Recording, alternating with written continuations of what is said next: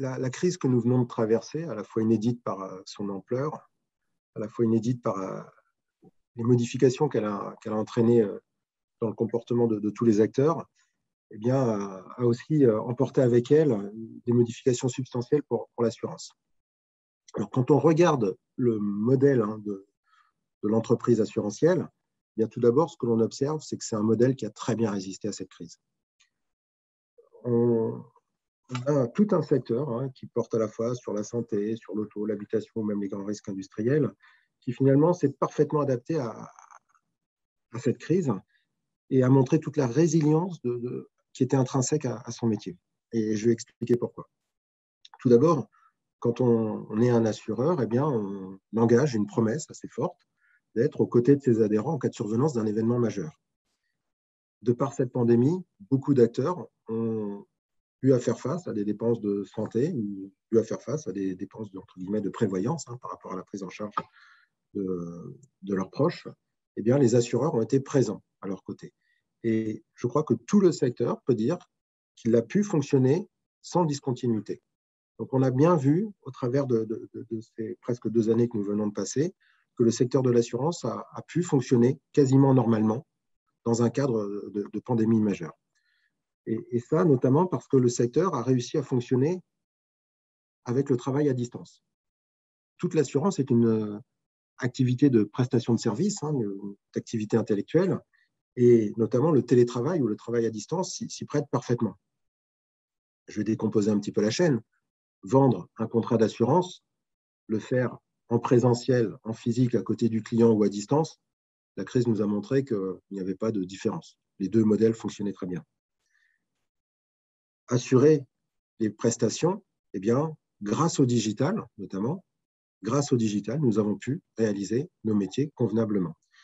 J'aime bien prendre cet exemple parce qu'il est assez parlant, mais pendant la période de la crise, et notamment à la Mutuelle Générale, pendant les périodes de confinement, l'ensemble des demandes de remboursement qui nous arrivaient l'étaient de manière digitale, par nos espaces digitaux, par les espaces adhérents, par les sites Internet. Les clients scannaient leurs documents et nous les adressaient de manière digitale. Et donc, la chaîne a parfaitement fonctionné. Et on voit bien que ces métiers de prestation intellectuelle eh bien, se prêtent parfaitement à toute cette activité qui se digitalise. Et de manière presque un petit peu provocatrice, finalement, le métier d'assureur, c'est en échange d'un flux financier, je fais la promesse d'être aux côtés de l'assuré dès lors qu'il en a besoin, notamment lui reversant un autre flux financier, en sens inverse. Eh bien, le métier de l'assurance était prédisposé au digital. C'est presque le digital qui avait du retard sur notre métier. Et donc, toute cette crise a permis de faire coïncider les deux activités, l'activité d'assureur classique et puis l'activité du digital, qui permet au contraire d'exercer ce métier de manière pleine et entière avec une grande satisfaction pour le client, pour l'assuré final. Donc, finalement, cette crise, elle a permis d'accélérer la digitalisation du métier, d'accélérer la digitalisation de tous nos processus. Et cela s'est fait au bénéfice des clients, au bénéfice des assurés. Toute l'entreprise a pu, tout le secteur a pu finalement se digitaliser avec une certaine facilité. Et ça, on peut le reconnaître une fois que la crise est passée. Et point aussi que nous avons appris pendant cette crise, c'est qu'il n'y avait pas de fracture, notamment liée à l'âge. On a souvent en tête que les personnes âgées sont des personnes qui ont plus difficilement accès aux outils digitaux. La Mutuelle Générale, c'est un portefeuille notamment de plus de 300 000 personnes seniors, avec une moyenne d'âge de plus de 70 ans. On n'a eu aucun problème pour fonctionner. C'est vrai qu'il y avait la Poste, qui pouvait fonctionner avec plus ou moins de bonheur, on va dire, à certains jours. Mais au global, la Poste plus toute la communication digitale, tous les outils digitaux, eh bien, ont permis de servir nos adhérents, servir nos clients, sans qu'il y ait de discontinuité, et ça, quel que soit l'âge. Donc, point important, les métiers se sont digitalisés, les comportements des assurés, c'est aussi digitalisé, se sont digitalisés, et donc au global, eh bien, c'est tout un ensemble, tout un métier qui a pu basculer dans le digital presque naturellement. En revanche, et ça c'est aussi important de le noter, basculer dans un monde digital comporte certains risques, notamment le risque de cybersécurité. C'est un risque qui n'existait pas, ou en tout cas pas avec la même prégnance il y a quelques années. Aujourd'hui, c'est un risque majeur. Ça devient le premier risque pour les assureurs. Viendra ensuite le risque climatique. Mais sur ce risque de cybersécurité, eh bien, il est essentiel que les systèmes soient fiables. Il est essentiel que les comportements, notamment des collaborateurs des entreprises d'assurance, soient les plus sécurisés possibles. Et pour cela, eh bien, nous basculons dans un monde avec beaucoup plus de formation, beaucoup plus d'outils qui vont permettre de s'adapter à cette nouvelle menace.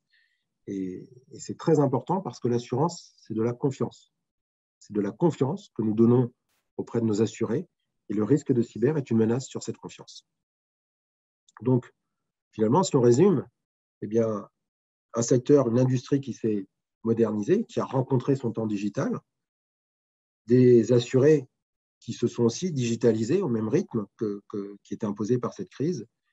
Et l'ensemble, eh bien, je dirais, s'est retrouvé dans ce nouveau temps, dans ce temps qui s'ouvre désormais, qui est un temps où l'assurance, c'est vrai, eh bien, est parfaitement digitalisée. En tout cas, toute cette faculté devrait désormais avec cet environnement, tout en étant très vigilant sur les menaces. Voilà, donc ça, c'est vraiment le point que l'on peut faire sur eh bien, l'accélération de la transformation numérique, notamment grâce à la crise Covid que nous avons traversée.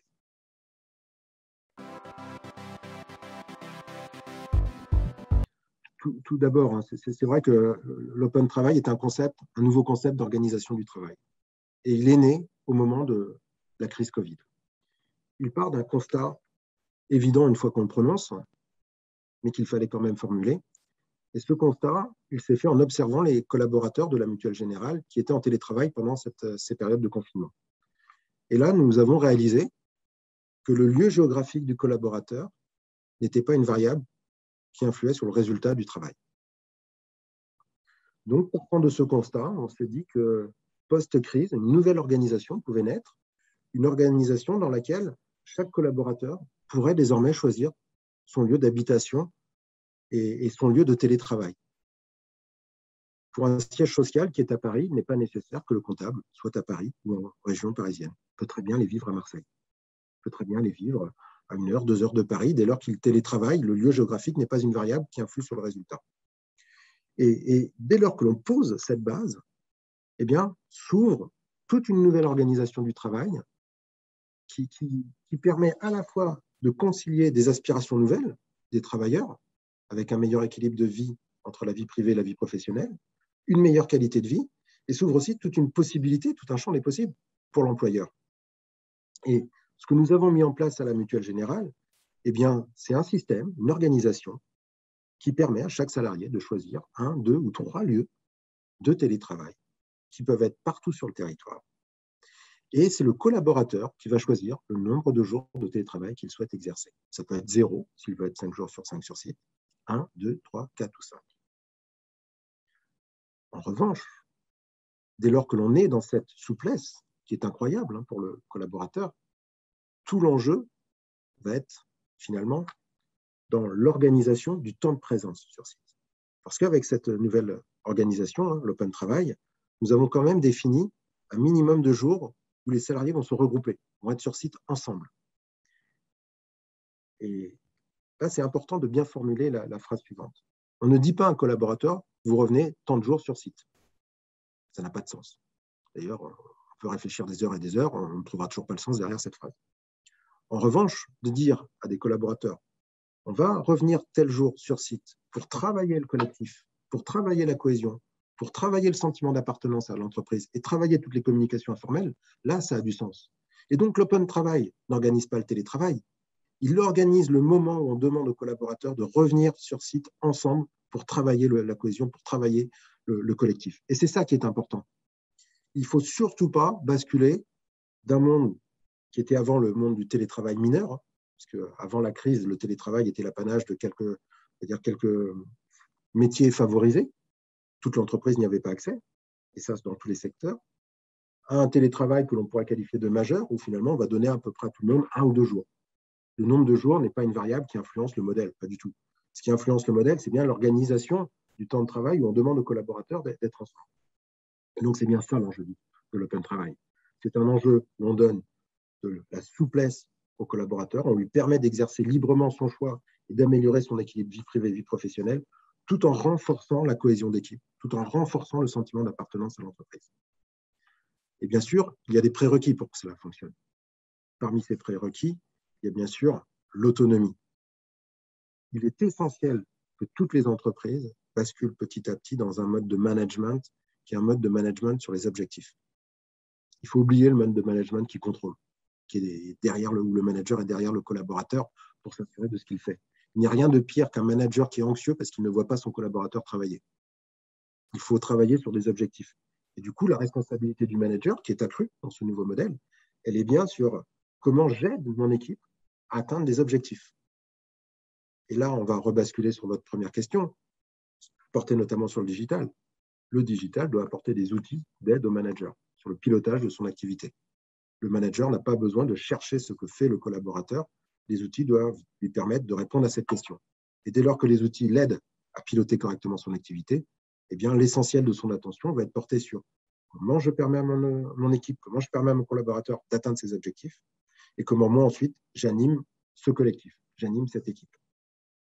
Donc vous voyez, cette crise, elle permet de créer ce nouveau mode d'organisation du travail, cet open travail, et elle permet, in fine, d'améliorer l'équilibre de vie pour les collaborateurs entre vie privée et vie professionnelle. C'est vraiment un nouveau paradigme qui s'ouvre. Et pour faire l'exemple, pour aller un petit peu plus dans l'exemple de la Mutuelle Générale, c'est un nouveau mode d'organisation qui est gagnant-gagnant.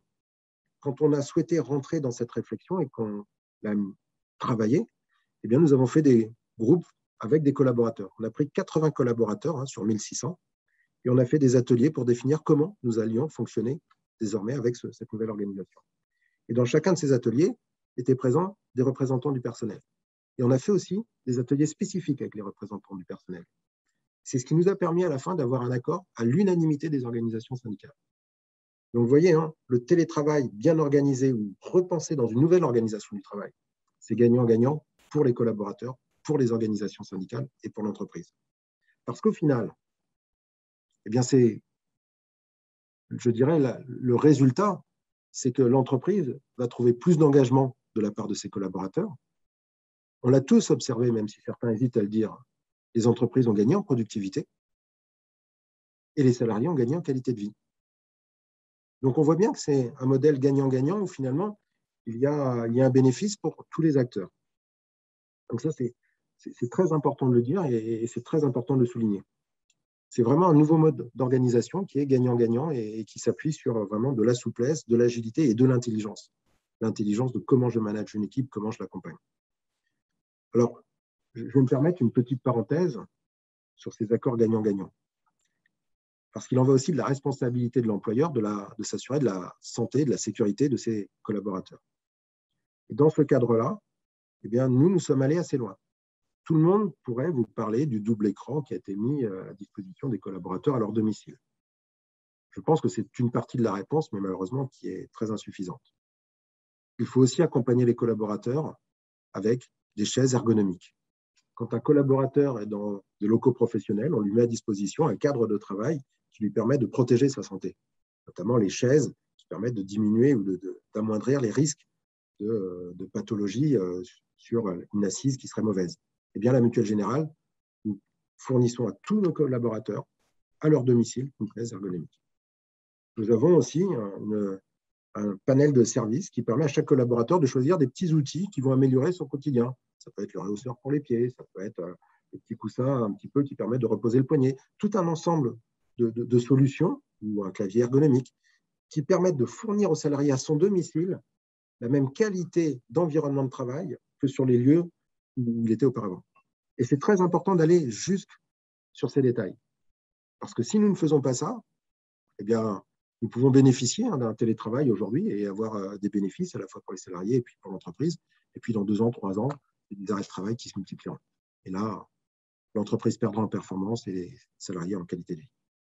Donc, voilà un petit peu ce qu'est l'open travail, ce nouveau paradigme qui est très appelé de la part des collaborateurs et au sein de la Mutuelle Générale, c'est un plébiscite complet.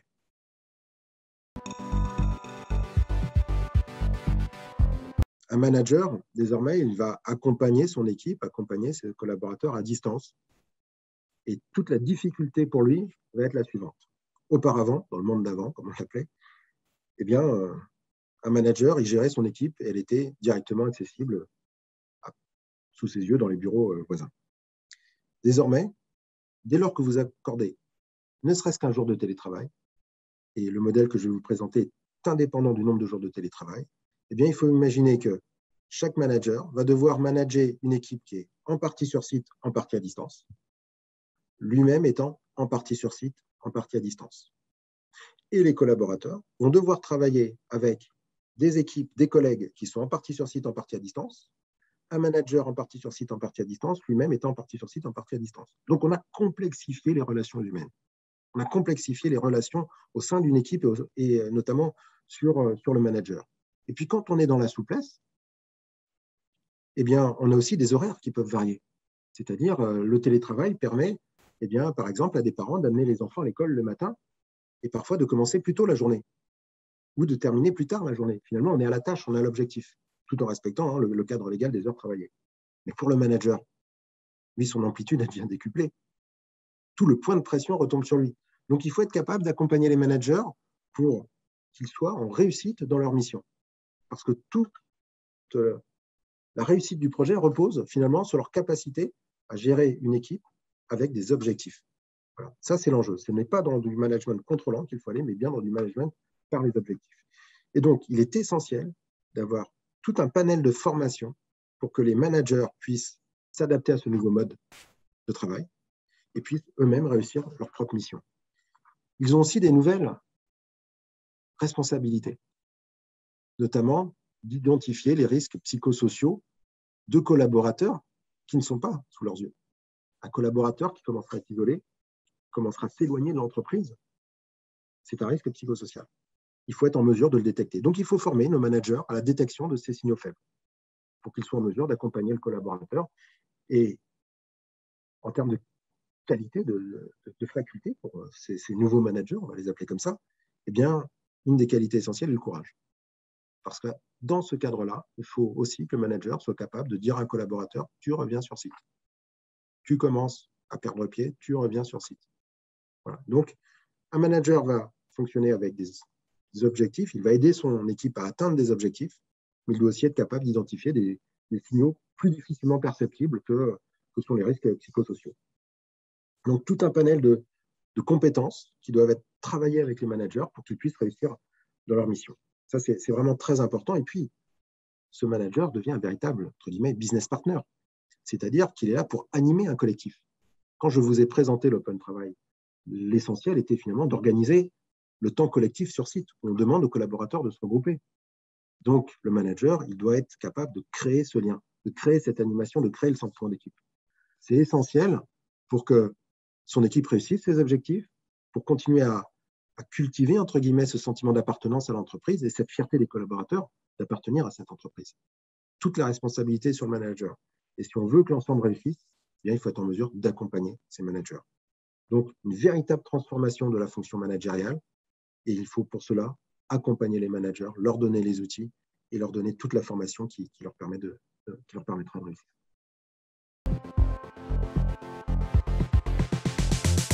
Dès lors que nous pouvons avoir des collaborateurs à distance, on imagine que le lien peut vite, entre guillemets, perdre en qualité.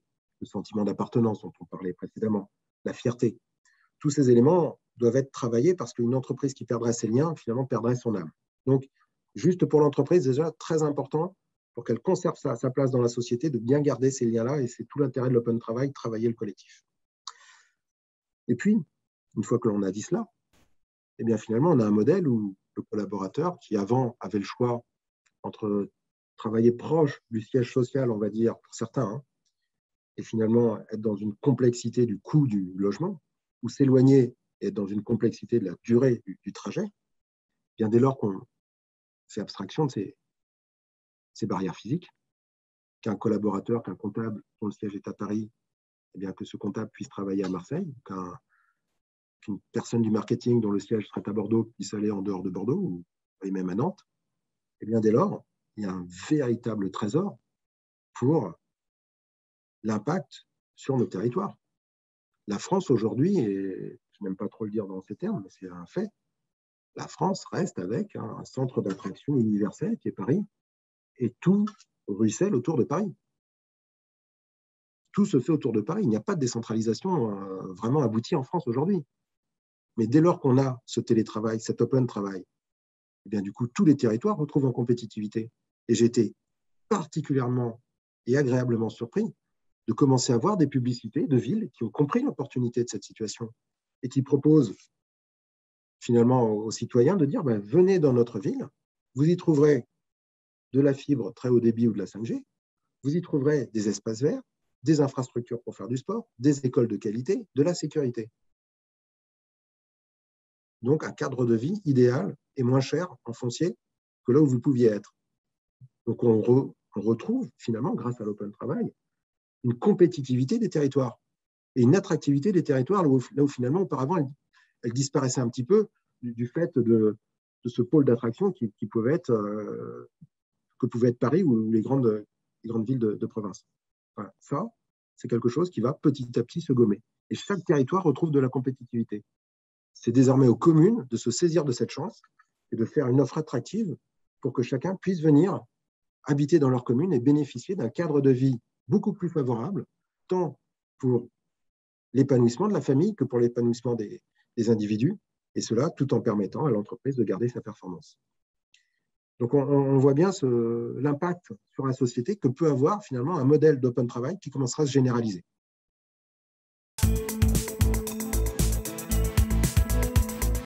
Le dernier message, il est simple. Encouragez tous vos partenaires à aller vers l'open travail. Parce que si vous ne le faites pas, d'autres vont le faire, et à ce moment-là, votre compétitivité va s'effriter. J'entends de plus en plus de personnes qui me disent, lors d'un entretien de recrutement, la première question qui est posée, c'est quel est votre accord de télétravail? Si la réponse est 1 ou 2 jours, le candidat ne donne même pas suite à l'entretien. Il est essentiel pour la survie de nos entreprises d'être capable de proposer des solutions qui permettent un meilleur équilibre vie privée, vie professionnelle des salariés, qui permettent une meilleure qualité de vie des salariés et une meilleure performance de l'entreprise. L'open travail est une réponse. Donc vraiment, allons-y tous de manière enjouée, parce que pour chacun, c'est un bel avenir.